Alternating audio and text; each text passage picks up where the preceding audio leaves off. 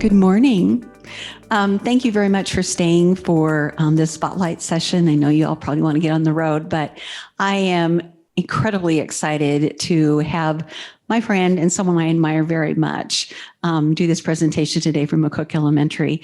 Greg Borland is here. He's the principal of McCook Elementary, and he's going to talk to you about how he uses data to guide his school and individual plans. I have seen it in action, and it's impressive. So we would like very much to have your feedback at the end. Of course, you've heard this 10 times, but there is the QR code that you can access our evaluation. I'm Linda Clabell, and I am the PBIS coach for McCook Elementary. And I have to tell you that I started after Greg became the principal at McCook, and I have learned a great deal from him. So I'm really excited to share him with you today. So please welcome Greg. Thank you. Oh, yes. Thank you. No, don't feel obligated to do that, really. I'm pretty laid back principal, so just, a couple housekeeping items. Honestly and truly, I've been here before where you come in here thinking it's going to be something and you find out that it's not. So here's what I would tell you honestly. If this is not for you, I give you permission to get up and walk out. You will not hurt my feelings, truly. Chances are we'll probably never even see each other again. Let's be real, right? So honestly, but I am serious about that if I get into this and you find out that this really isn't what you thought it was going to be, or it's not something that's really going to benefit you, don't waste your time. Honestly, Julie, you won't hurt my feelings. Because I've been in that shoe and I know what that's like. So those that are on Zoom, sorry, you're locked in. Don't leave. That's the way I look at it. So thank you for being a part of this. What really I'm going to talk about today is the two different tracks that we use our data for in our building, and how we use that and how it keeps us on track and how it has helped us reduce a lot of the behaviors that we have had over the years at McCook Elementary. Are we perfect? Absolutely not. But our behaviors are, and they're probably similar to yours, are starting to escalate quite a bit right now. Over the last, I'm going to say year and a half, things have really become pretty, our trend is not going the right way. And we did look at this the other day as a team. And the only thing we can come up with is the kids are coming from a lot tougher homes than they were before. That's the only thing we can come up with, and it's tough, right? We can't fix that part of it. So what can we do for the 7.5 hours that we have? So the data that we use helps us stay on track with that. One of the other things you got to know about Greg Borland is he loves to squirrel. He'll go off on this side. So I'm going to do a really good job of trying to stay on track. And that's what the PowerPoint is for. There's going to be nothing on here that is earth shattering. It's really to help me stay on track. Okay. So let's go ahead and get started with this. If the QR isn't working, I'll be happy to share this PowerPoint with you. It's got some links in it that will help you kind of open up some things that we've created already. The stuff we have in PBIS is stuff that we've stolen from 10, 15 other schools. I can't tell you it's anything miraculous. I just don't want you wasting your time building something that we have already created for you, okay? Whoops, that's not what we wanted. All right, so we use our data for basically individual and school-wide. I have two teams at my school. McCook I have about 400 kids in my school, 22 certified teachers. So I am fortunate enough to have two teams in my building. I have a tier 1 team, and yes, we are a PBIS school. It works for us. So we have a tier 1 team, which looks at the school-wide data. And then I have a tier 2, 3 team. I've kind of combined those two together. It's a much smaller team, but they look at the individual side of the data and come up with plans. It has really worked for us. And I actually added a team member yesterday, Linda. Our occupational therapist wanted to be a part of our team. So, okay, why not? She loves the sensory part of it. She's really driven into sensory. And so I've added an additional person. So our team has gotten a little bigger, but really our individual side is much smaller group than the school-wide side. So today I'm hoping to answer the question, why is the data so important? Most importantly, I want you to understand that you have to use it with a purpose. It's one thing to just look at data and go, ooh, how many of you ever gone to a meeting and man, this drives me nuts. You got one of these things and you look at it, you're like, ooh, that's a good problem right there. Look at that problem. It's a good problem. You got that same problem too, do you? Oh, sweet. Oh, you got the same, oh yeah. But you look at it and you don't ever really do anything with it. And yes, there's things that you can control and there's things that you can't, right? But just looking at it does no good for anybody, right? It's a waste of your time and it doesn't help the kid, which is our number one purpose, right? The data helps us. It prevents us from going, wow, that's a pretty blue problem that we got right there. So more than anything, I guess that's what I want you to take away from today is use it with a purpose. And I've got a couple ways of how to track that and how to gather it if you're not doing that already. Again, things I've already created for you that you're welcome to steal. So let's talk about the school-wide side of things first. For Greg Borland, the biggest issue is staying on track with a purpose. We have an agenda that helps us stay on track and answer through those. And I'll show you what that drill down sheet looks like. We use Swiss. There's other programs out there. I'm not trying to promote Swiss one way or the other. I don't really care. Google Sheets will do the same thing for you at the end of the day if you don't want to pay for it. But for me, for my time, the $500 is well worth the $500. Just saying. Because otherwise you're spending a lot of time doing data stuff that you could be doing other stuff with. So that's my only 2 cents about that. This one right here with the get the buy-in from the entire staff.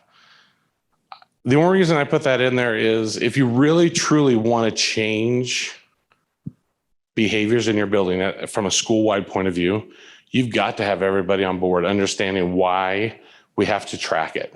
For the first year, when I first arrived at McCook Elementary, it was kind of hard to get them to submit office referrals or what I call IBRs, inappropriate behavioral referrals, because not everything that we document comes to the office. And we'll talk about that in a little bit, why that's so important. A lot of times we just want to know that Johnny's having a hard day. And 4 months from now, you may not remember that he had that hard day. So we put in an IBR so we can track that. A referral does not mean they always come to the office. Teachers handle 90% of the things that go on in my building. I have confidence in them. That's why getting their buy-in is so important. On my tier 2, on my school-wide program, when our team meets, we don't talk about individual students. So this is why I want you to make sure if you can, and I understand some buildings, some districts don't have this. This is why it's so important to have 2 teams, because it's easy to get caught up as a school-wide team to start looking at the individual student. School-wide is like, where's our biggest issue taking place, okay? At McCook Elementary in the last week and a half, I will tell you, it's the boys' bathroom. It is. We look at that data. We know that the boys' bathroom is where we're having a lot of issues right now. So our team decided that we now have to supervise the boys' bathroom, at least until the boys understand that it's not a playground anymore. I don't know why boys think the playground is in the bathroom. Y chromosome, that's the best thing I can come up with. So you want to stay focused on the school-wide side of things, not the individual. That's what the other team does. Our team 2 and 3 looks at kids. Team 1 looks at the whole big picture, okay? The worksheet I'll show you here in a little bit. And then the problem solver side of this. Mr. Borland I fix things. I'm not creative, but you tell me you need something fixed, I'm on it. I'll come up with a million ways to try and fix a problem that we have. On your team, don't just pick the people that you're comfortable with. If you're going back to create a team, find people that may butt heads with you sometimes. That's okay in my mind because they make you think about other things that maybe you weren't thinking about, right? Yesterday's team member of the addition of the OT person, I never once thought about having an OT person on that team until I was sitting in an IEP meeting and she started talking about the sensory needs that this kid needs and how we were missing that. And I'm like, I wish I would have known that 3 years ago. I was like, we could have helped this kid 3 years in advance just by having this person with us. So think outside the box, I guess, is what I would tell you when you start putting your team together. Questions, thoughts? Am I doing okay? Okay, good. Let's see if I can get this thing to work.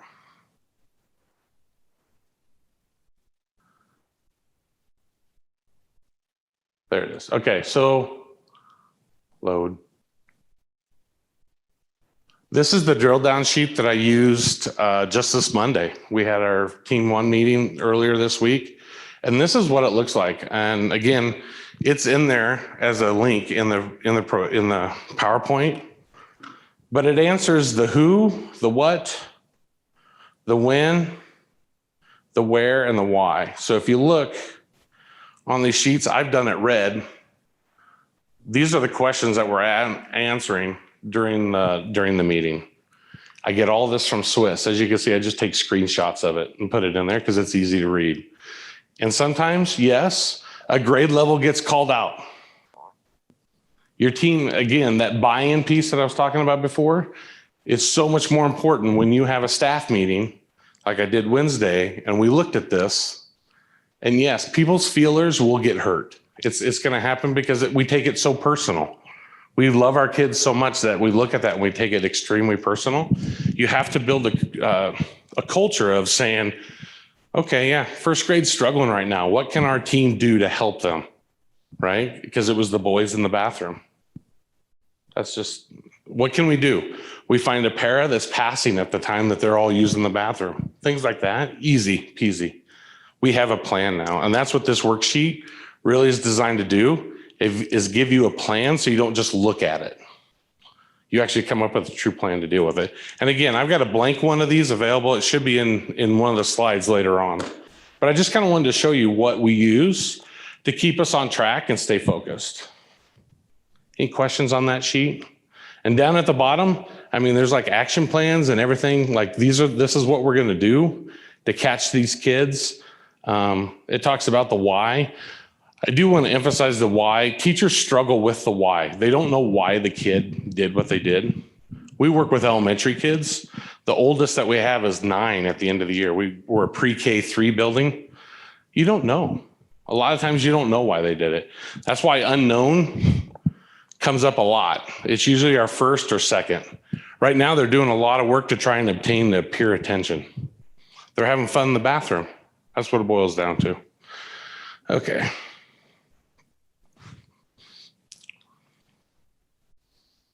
All right, so now let's talk about the individual. See, we're halfway through this already. The individual side, my team consists of 3 of us. Linda's 4, now we have an OT as 5. So our team is a lot smaller. My team 1 has an individual from every grade level to represent. I have a SPED person. I have an amazing parent, believe it or not. Parent is probably the hardest position to fill on a PBIS team, but I've got an amazing parent that comes every month, blown away with that.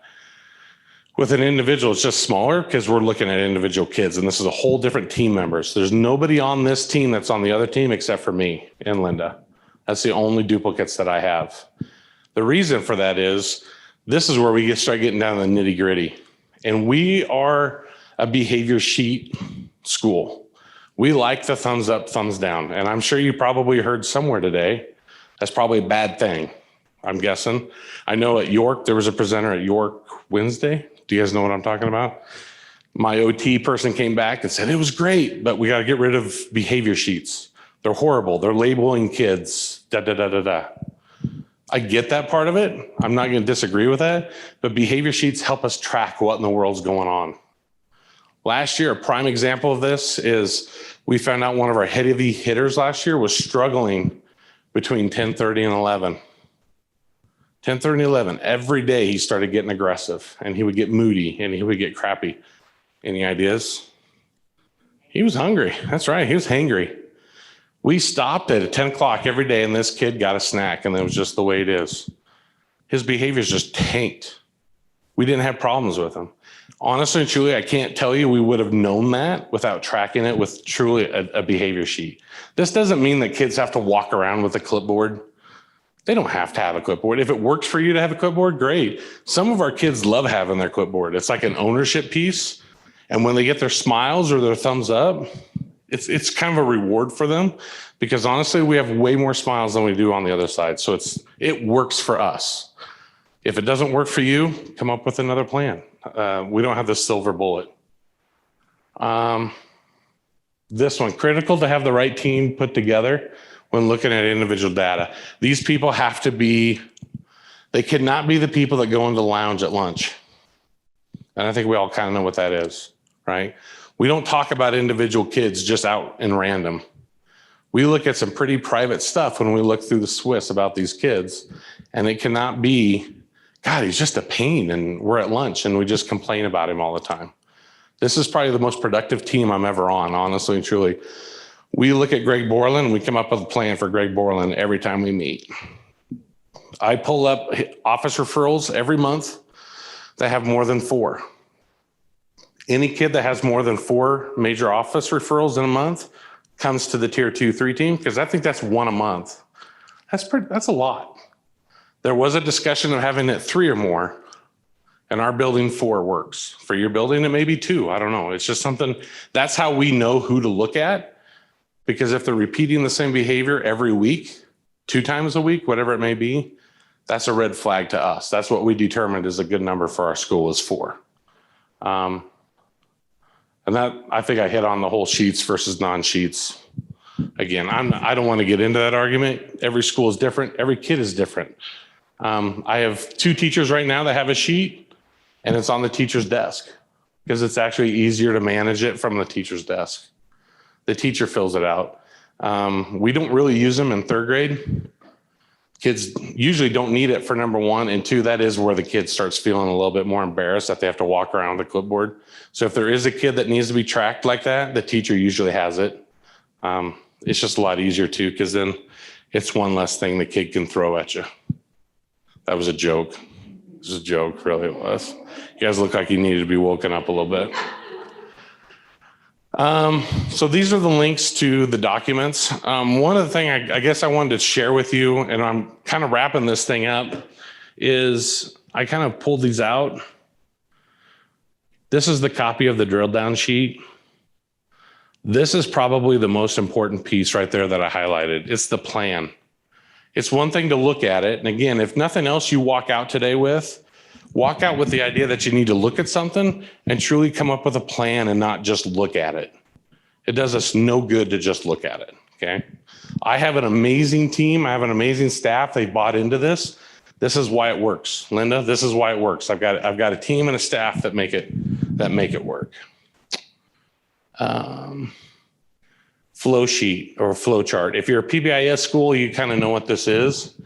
This is honestly just nothing more than guidance for some teachers to understand what behaviors they manage versus what behaviors the office or my dean manage. This has become extremely helpful. And this is where I'm going to go down the idea of we have majors and we have minors. A lot of the minor behaviors that we have that I still ask teachers to track and submit it. But one of the questions is administrative help needed? And a lot of them are no. And the whole purpose of that is if I dealt with the behavior on the playground, Johnny hit Susie in the face, I dealt with it, I provided the consequences, Mr. Borland doesn't need to deal with it, but we want to track it because we don't know what might happen. Because again, there might be 8 minors and my tier 2 team is going to look at that. They don't all have to be minors. So I guess one thing I really want you to emphasize with your staff, if you go back trying to find a way to manage data, track even the minor behaviors, because 8 minors add up pretty big, right? If it's constantly the same minor physical altercations, push somebody, kick somebody, slap somebody, they're not hard. They're not really leaving marks, but they're starting to show aggressive behaviors. You want to catch that pretty early and not have to think back, when did that start? So in August and September, we have a lot of minors that are reported because teachers don't know their kids yet. And so they just want to track them as much as they can. And then things start tanking a little bit. Like this month was a great month. I could show you our data in Swiss. September was like up here and October is like a third of it. Now I realize we're only halfway through, but October is generally a little bit smaller because we're watching everybody in September. Take that back to your team. Yes, it's a little bit more work, but it's a lot easier to do that than get to January and start trying to think, man, what was Johnny doing back in September that was so bad? And now things are really escalating. I'm asking for details as a RTI team or whatever. I call it RTI, MTSS, whatever, tomato in my mind. So anyways, That minor piece is so really important. Yeah, absolutely. Yeah, so my tier 1 team got together and we created this document together. Okay. This was not Greg Borland doing this. Did I guide it a little bit? Absolutely. Like I was looking at this the other day and down there is something like gang related behavior or something like that. Looking at that, we're like, okay, we don't need that. We're third. If we've got gangs in 3rd grade in McCook, Nebraska, we got bigger fish to fry. That's a concern, right? So this does need to be updated. If you notice, 2017 is when we created this. So I think we need to go back and look at it. Having to present here made me think, oh yeah, we should probably go back and look at that. But use your team to guide that. So it's not the principal. Yeah. Once a month. Yep. We do it after school. So my PBIS 1 meets the first Monday of the month because my staff meeting is the first Wednesday of the month. So we meet then, and then at the staff meeting, we share the school-wide data with everybody so they know what's going on. My paras are not there. My classified staff are not there. I create videos to share the same thing out to them so they kind of see the data side of it. So, yeah. Any other questions? Is this helpful? I hope so. I didn't see anybody get up and walk out, so that's good. So this is Swiss, and I used the demo. They have a demo version, but honestly, this is kind of what, if you've never seen Swiss before, we dive into this. I like numbers. I can almost go too deep into it and get lost. So it's kind of, that worksheet is very important for me because I'm the data person. At our meetings, it's my job to come to our PBIS 1 meeting with the data completed. If you get a team put together, make sure there's a person that does this. Doesn't have to be the principal. I just like it, so I chose it. We have someone that's a recorder, a time. We used to have a timer that was really good. She would set her time, and as to stay on topic, we could only like be on data for 10 minutes, and when we get down to 8, and she'd be like she was really good at it. Carol was amazing. She was like, "We're almost out of time." But this is kind of what the big 5 looks like. The when, the where, the why, the 5 questions that we have to answer. This is where I get it. There's drill down reports. The check-in, check-out, we don't really, I should be careful what I say. You're in here. Earmuffs. We check-in, check-out for us isn't always just necessarily where they check in with Greg and at the end of the day. This is just where we track our behavior sheets as a whole, how the kids are doing. Whatever intervention they're doing, but we have it broken down into 15 periods throughout the day. It's every 15 minutes or 30 minutes. And the smiles or the thumbs or whatever, and we track it this way. It's really good stuff. This is the side of things that I love. And again, you can do this through Google. Google Forms is originally how I did this. And I think I even put a link in this somewhere. Maybe I didn't.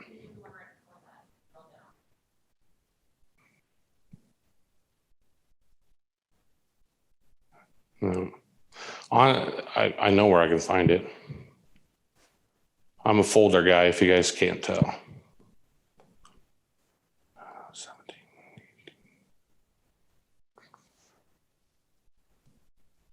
18. Here it is. This is the Google version, what we used to do before we used Swiss. It's just a Google form. Same questions in there. And it went to a spreadsheet. I gotta be careful, it's got names on it and everything, and then once it's in a spreadsheet, you can put it in a pivot table. You can sort things, and if you don't know pivot tables, they're actually easier. They seem intimidating, but they're a lot easier than you watch a few YouTube videos and you'll learn how to do pivot tables. Swiss just makes it easier. When we're in here, when we pull reports, the student count one, and you pull up a month and you look at, let's say, Chris Black, like you see where he's struggling at. This is what we look at. This is the nuts and bolts of what Swiss does for you. this is very important to us. We look at it. A lot of our kids, the line of 80% is just kind of, you can adjust that however you want it in the system. We also use 80% because generally speaking, in education, 80% is good enough, right? Let's be honest. You know, you pull up all the different, I think we have 6 kids in this right now that we use it for.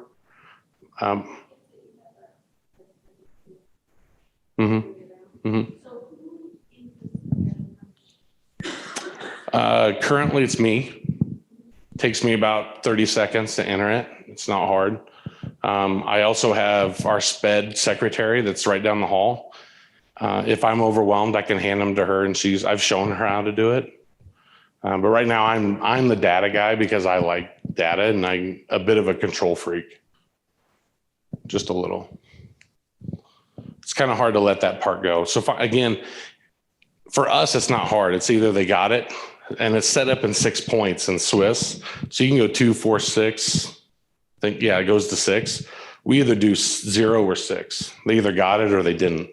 I'm a firm believer that if you want to change behavior, there can't be any gray area. Gray doesn't help kids learn where the line is. So when we're looking at changing a behavior, they either did it or they didn't. That's my philosophy.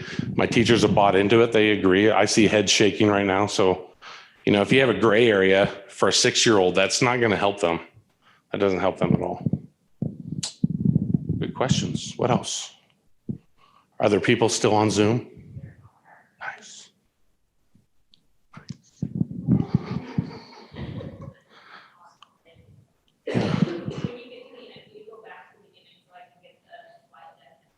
Yep, absolutely. And then I got to show the last slide, right? That has If there are no other questions, that's fine.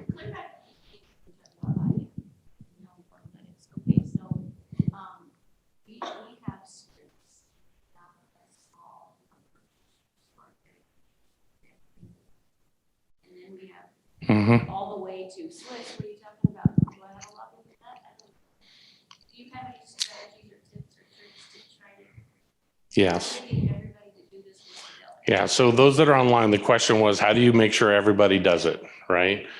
It boiled down to me my very first year when I was there as the building principal, that if a kid was sent to me, and in my building, you have 15 minutes to fill out an IBR, because if you're upset about how the kid did whatever behavior it was, I want you to chill before you, right? Because your fingers can go, right? So I give 15 minutes for a teacher to send an IBR, and it gives the kid time to just chill and think about what they're going to tell me. I always when they get sent to me, every kid has the opportunity to tell me what happened before I call it the email. You have a chance to tell me what happened before the email gets here. So you might as well be honest. And I even tell them, I'm going to believe the teacher. I'm not afraid to tell a kid that. Kids have this idea that teachers are liars. Teachers are not, in my mind, teachers are not out to get kids, right? Nobody woke up this morning and said, I'm going to get Greg Borland today. I'm getting him, right? So for me, what happened is when that kid came and I didn't get a referral in 15 minutes or any kind of a communication with that kid in 15 minutes, the kid went back to the class. And I did that, right? And trust me, that traveled real quick. That news got around the building real quick. Then I did it twice because they wanted to see if I was serious about it. Yes. So if your administration's not on board with that kind of piece of it, and yes, it ruffled some feathers, but 6 years into it now, it's just what we do. And then what about the minors that handle in the classroom? Yep. So the minors, the question was, how do you decide whether to submit it or not? Is that kind of where you're going?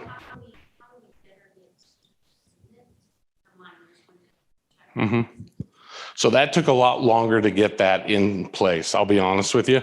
That took a lot of tier 2, 3 pressure on the teachers of saying, will you tell me, they'll come and say, I need help with Johnny. And we'll go look at the data and say, well, Johnny's not in here anywhere. Like, you're telling me he's having all these behaviors, but we have no data to track it. So I'm sorry, I can't help you. And then they go back and they just start clicking and putting stuff in, right? That's okay. Honestly, I swallowed that one. That's not a hill I was going to die on because it got the momentum going for teachers to want to put that in there. And they say, well, I don't know whether I should or shouldn't, right? My answer to should you or should you not, it's a professional judgment, number one. And I trust my teachers. Okay. I trust my teachers to submit it correctly. When in doubt, submit it. Because who knows, right? And on the IBR takes maybe a minute to fill out. And there's a notes part to it. And they're like, well, today's a really rough day. No, I don't care. It's like the dragnet thing, just the facts. Just tell me what he did. It was a really rough day for Johnny. We've really struggled. I know that. I don't need to know that. Right, obviously. So, and that's taken some time too. Yeah. Mm-hmm. Right. If it's disrupting the learning environment, right? So if I'm just sitting here refusing to work, who am I affecting? It's just me. I have to finish it later, right? That's on me, right? But if I'm sitting here pushing my desk, making lots of noises, now you can't learn. That's a different environment, right? Yeah. Good point. Yep. Anything else? I'll stick around. I got nowhere to go. Yeah. Just for my own sake, how many of you work in a school that implements a PBIS model? Can you raise your hand, please? Okay, not too many. So, and you're all using Swiss, I assume. Those of you who do not have a PBIS model in place, what are you using to track behavior data? I'm just curious. EduClimber, are you, and it does the same thing, basically. Can you tell the room a little bit about that?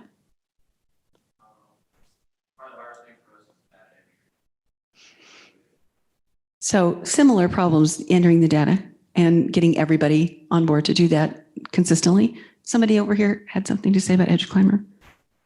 Okay, if you're not using EduClimber and you're not using Swiss, is there anything else that anybody's using? It can, yes. EduClimber can pull Swiss data in, absolutely. I should have said that, thank you. Okay. Yes, yes, yes.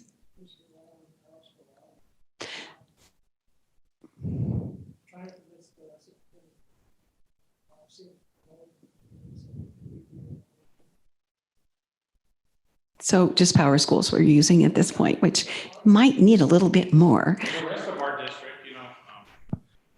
the rest of McCook, we use Infinite Campus, tomato, right? And they record all their behavior in Infinite Campus.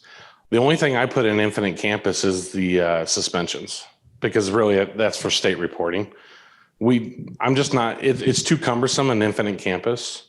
But for those that are like getting staff to buy into putting this, like they have to put it in, your administration has to be willing to take the hits to say, no, I'm not dealing with this kid until you give me some information on them. And that was hard. I'm not going to lie to you. That was hard. But it's worth it is what I would tell you. So if you're, I'll have my business cards up here. If you want your administrator to call me, I'd be happy to talk to them and say, this is worth taking the hits for. There's hills worth dying on and there's hills not worth dying on. The data entry is the hill we're dying on because we're fixing issues and not just kind of looking at them or taking a guess where we think it's at. Okay. Guessing doesn't solve anything. Okay. Very much so. Right. Now we still have emotions with it. Don't get me wrong. Like frustration still kicks in. I'm not going to deny that, but you're right. When you look at it and the boys' bathroom is where it's at, let's put our energy there. And it's already kind of fixed itself, honestly and truly. I mean, we take this at a week at a time, and then I look at the data and I tell the team whether it's fixed or not. And sometimes it is, sometimes it isn't, right? Wrestling season's coming up. Our little peewee little kids go out for wrestling. Guess what's going to increase in about November, December? Physical aggression goes through the roof because now they're all wrestlers, right? I'm just saying, like, we know that's coming though. It happens every year. Yes, Branching Minds is another platform that also will track behavior and academic as well. So anything, as long as you're using something, that's the main thing, and you're keeping track in some way so that you can problem solve around it.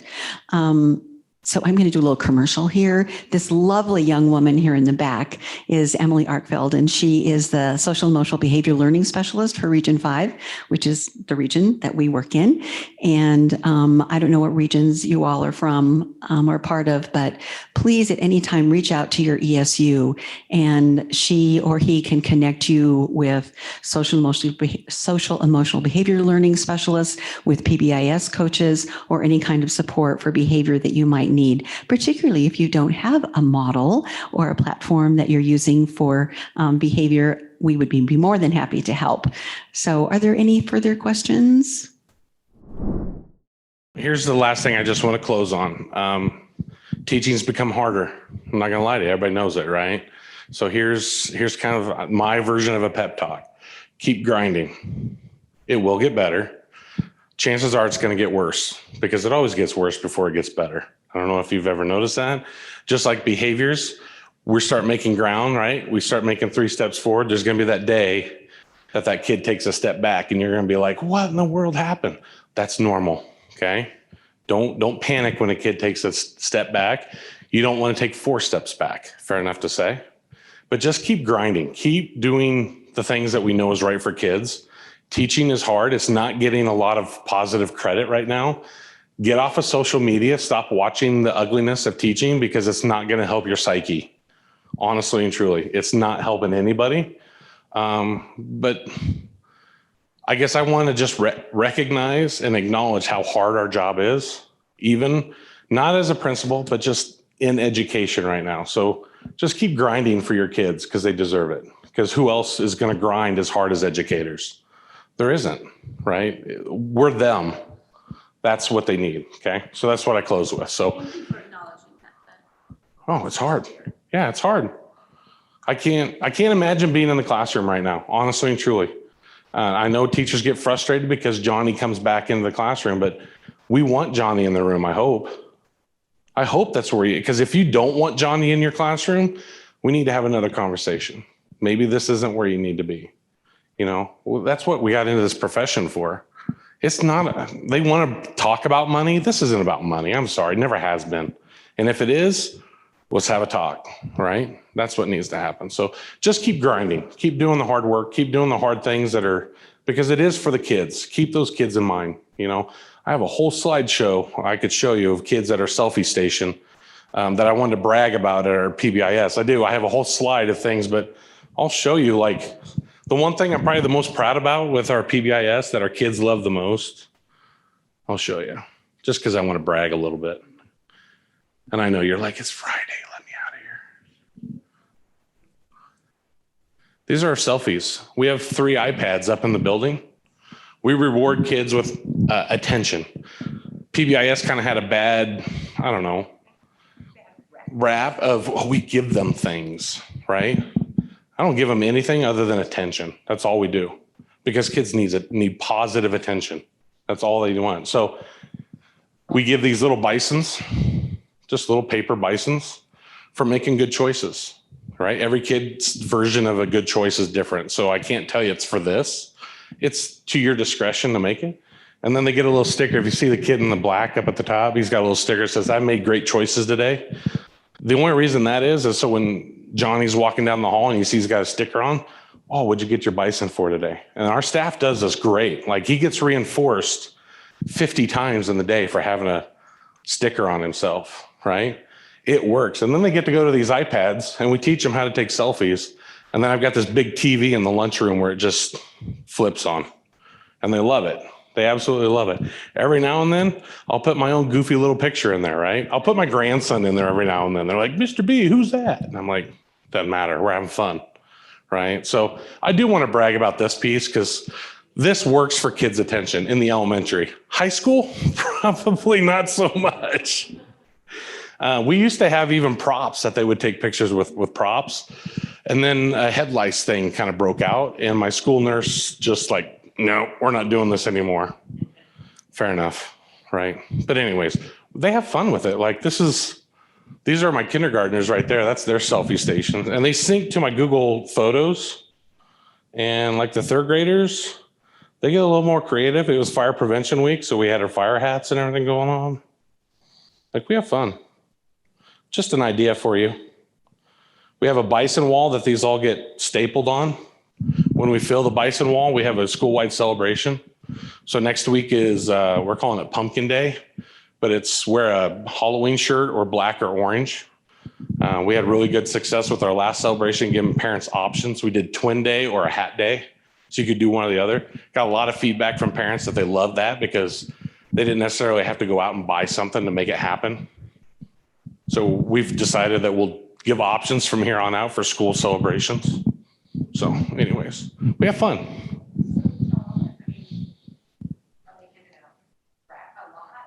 The bison themselves? I would say out of 400, we probably get 50 to 75 every day. Everybody hands them out. Like during lunch, I usually have them on my lanyard. They're easy to get. You take them off, you write it. The fun thing is you tell like a kindergarten. The biggest part is that you have to tell them why they got it, right? They need to know the why. What's funny is kindergartners, you can ask them, I don't know, who cares? Like they're 5. But as they get older, they start remembering because enough people ask. There's enough people that will ask, and then they start picking up, oh yeah, I need to remember why I got this bison, right? It's just attention seeking. Kids are behaviors, right? They either want something or they want out of something, right?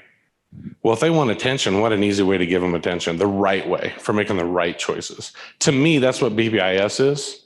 It's about setting expectations, holding them accountable to it positively. I do believe in consequences. Do not get me wrong. I'm a firm believer in consequences, okay? But we're not cutting kids' hands off over things, right? We're being sensible about consequences. Really, in the elementary world, what do you have as a consequence? Recess. Let's be real, right? At the end of the day, we have recess. I'm not doing Saturday school with 5-year-olds. Kidding me? I subbed in the kindergarten room one day. I was so exhausted that day, I didn't know what to do with myself. Those people are a saint if you didn't know that. Kindergartens, preschool teachers, saints. So, all right, kind of going off on my tangent. See, it happens. Okay. Like a class bison, is that what you're talking about? We have done this, so we've gotten away from that. We used to have like the art teacher or the music teacher, I'll call them a specialist. The class was a really good day that day, so they gave a bison to every kid. It kind of the bison lost its meaning, okay? So now every classroom has its own celebration, right? So every classroom in my building is required to have room expectations and some kind of a celebration expectation. So like a cotton ball jar, or every teacher has their own little thing, right? The most creative one I saw was a giant, what's the game where you have the balls in it, you pull the straws out underneath it? It's not Plinko, but yeah, it's something like that. But it was big. It was huge. It wasn't just a little countertop one. It was like a floor version of it. Every time they got a compliment as a classroom or something, they'd pull a stick. And when it fell, then they would have a classroom celebration, right? We stole that from the conference in Lincoln. Another school had that idea. But every classroom has to have some kind of a celebration system set up somehow, some way.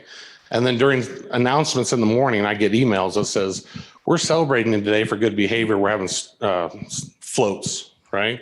And I do that over announcements. Mrs. Curl's class is having blah, blah, blah.